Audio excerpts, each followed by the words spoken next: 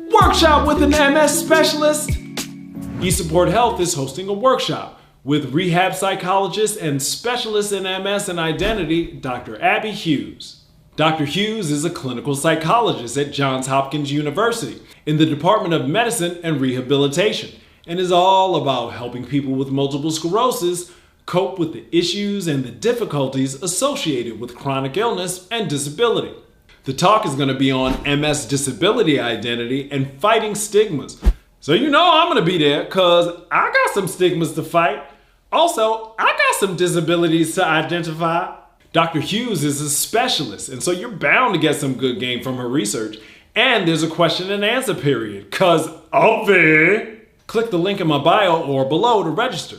And shout to eSupport Health for connecting folks with MS and knowing that life's challenges are a little easier with a little support.